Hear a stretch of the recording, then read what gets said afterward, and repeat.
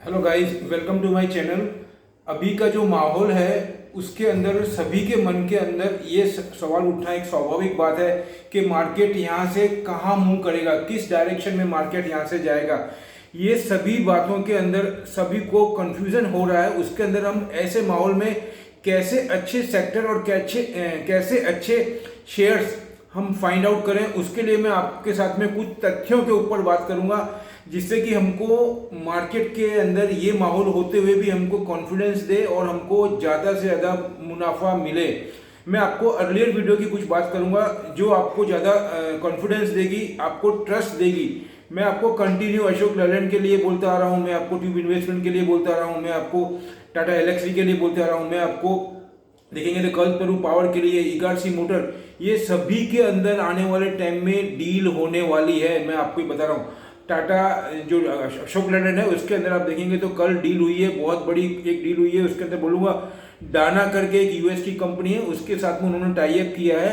और उसके पहले भी मैं बताना चाहूँगा आपको, मैंने आपको हिंदुस्तान जिंक के लिए भी वीडियो बना करके लगभग 4 या 5 ही दिन, उसके अंदर भी उन्होंने बहुत बड़ा एक्सपेंशन करने के लिए they have to deal with abroad company, बाहर की कंपनी के साथ में उन्होंने 5 साल का डील करा है। उसका अमाउंट रफली $1 बिलियन के अबव बता रहा मिस्टर अरुण मिश्रा करके उसके एमडी है, उनके स्टेटमेंट के हिसाब से मैं आपको बता रहा हूँ।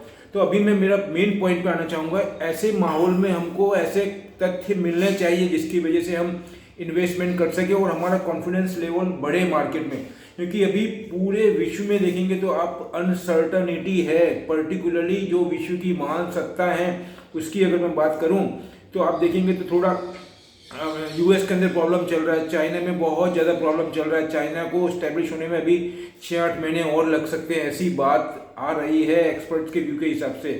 अब मैं आपको आना चाहूँगा कि इस माहौल में हम कौन कौन से सेक्टर में इन्वेस्टमेंट कर सकते हैं आने वाले समय में, जो हमारे लिए बहुत ज़्यादा इंपॉर्टेंस है।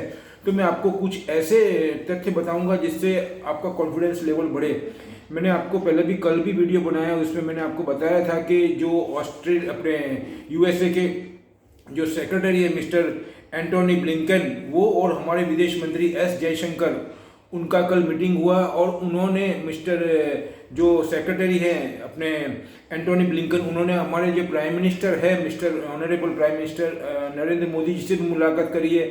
और कौन कौन से मैटर पर डिस्कस हुआ ये मैं ऑलरेडी कल की वीडियो में बता चुका हूँ। तो उसके तहत एक बहुत ही पॉजिटिव न्यूज़ आया है जो मैं आपसे शेयर करना चाहूँगा।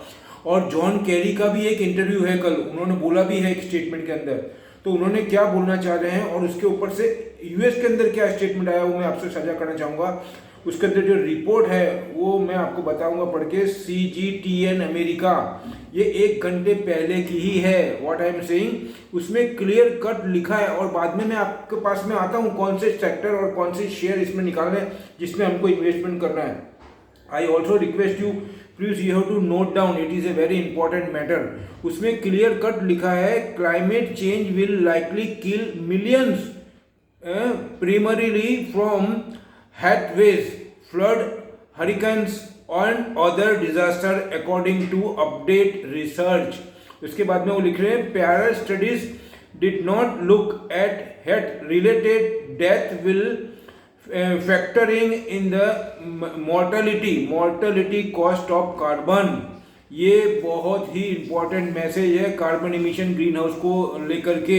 उसके बाद में बोलता है at current rate the lifetime emission of every 3.5 American, ध्यान से सुनना ये बहुत इंपॉर्टेंट है, every 3.5 American will put enough carbon in the atmosphere to kill 1 person in 2100।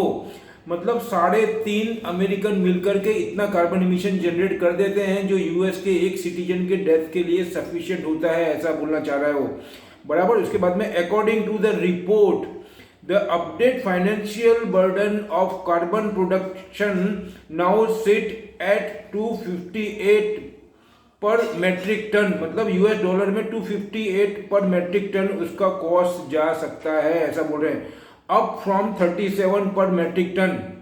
ये इतना कार्बन प्रोडक्शन जो है नाउ साइड इतना ज़्यादा बढ़ चुका है, ये कहने का मतलब ऐसा है। तो ये जो रिपोर्ट मैंने आपको बताई CGTN अमेरिका, उसमें से मैंने लिए ये और ये कार्बन इमिशन की इम्पोर्टेंस बता रही है। और जिस हिसाब से एंटोनी ब्लिंकन यहाँ पे आए हुए हैं वो भी इसी के बारे में भी बात करेंगे, और ये मुद्दा भी है, मैंने कल बताया आपको। तो उसके हिसाब से अब मैं आपको पॉइंट पे आऊँगा कि कौन से क्षेत्र में, कौन से सेक्टर में और कौन कौन सी कंपनी पॉजिटिव होती है, इन सबको देखते हो। और ये सिर्फ अमेरिका और यूएस की बात नहीं, ये पूरे विश्व की बात है कार्बन इमिशन ग्रीन हाउस का मैटर, और सभी को बाय हुक एंड क्रुक ये इम्प्लीमेंट करना है। तो इसके अंदर मैं सबसे पहले आपके पास मैं आना चाहूँगा ट्यूब इन्वेस्टमेंट। ट्यूब इन्वेस्टमेंट एक बाइसिकल की कंपनी है, और बाइसिकल का क्रिसिल का आर्टिकल भी आ चुका है जिसमें 20% से अबाव की ग्रोथ बात करी है। आप देखेंगे तो हमारे नितिन गडकरी साहब ने सेपरेट ट्रैक की भी बात करी है, आने वाले इंफ्रास्ट्रक्चर के अंदर, रोड और ट्रांसपोर्ट के अंदर की बात कर रहा हूँ। और दूसरा विश्व भी आप देखेंगे तो ऑलरेडी ऐसे ट्रैक बने हुए हैं बाइसिकल के ऊपर। और अब मैं बात करूंगा आपको यूके की, यूनाइटेड किंगडम, वहाँ के जो प्राइम मिनिस्टर है मिस्टर बोरिस जॉनसन ने, आपको बोलना चाहूँगा 2030 की डेडलाइन भी दे दी है फॉसिल फ्यूल के vehicle, that is petrol and diesel. ये उसके बाद में फ्रांस के मैक्रोन, फिर जर्मनी के मार्कला एंकल, और पूरे ईयू की अगर मैं बात करना हूँ तो सभी को ये मैसेज मिल चुका है कि कार्बन इमिशन को और एनवायरनमेंट डैमेज के हिसाब से कितना बड़ा लॉस होता है। और जॉन कैरी ने तो यहाँ तक भी बोला है कि जब 1.5% भी वर्ल्ड का टेम्परेचर नहीं हुआ है तब ये पोजीशन है।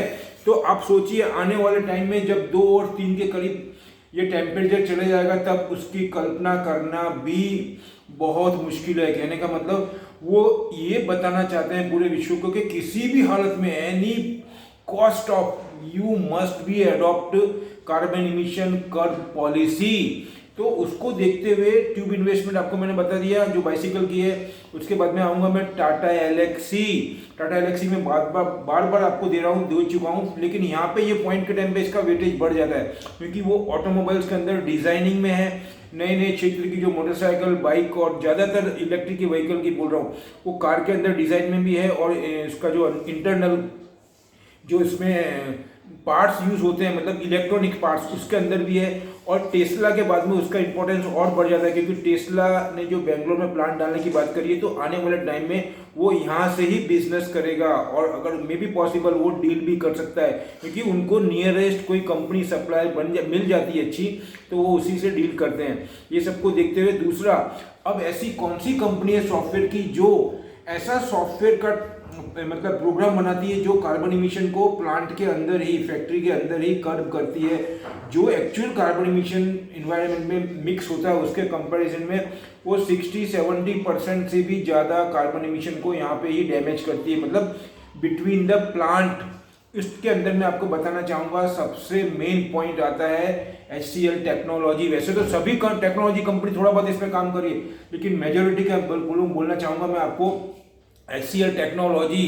उसके बाद में मैंने आपको कल 2 आइटम और भी लिखाई है, विप्रो भी इसके अंदर है, लेकिन मैं आपको फिर बताना चाहूँगा इसके अंदर है जेंसर टेक्नोलॉजी और एम्फासिस। एम्फासिस बहुत ही अच्छी कंपनी है। तो ये 2 कंपनी और HCL टेक्नोलॉजी बताया मैंने, ये सब आपको ध्यान में रखना है। ये डिजाइनिंग में है, ऑटोमोबाइल्स के अंदर है, इंडस्ट्रीज के अंदर है, और भी ज़्यादा ऑटोमेशन के अंदर जो सॉफ्टवेयर यूज होते हैं उसके अंदर है। और आने वाला टाइम पूरे विश्व में AI का है, आर्टिफिशियल इंटेलिजेंस, उसमें भी ये सब कंपनियां हैं।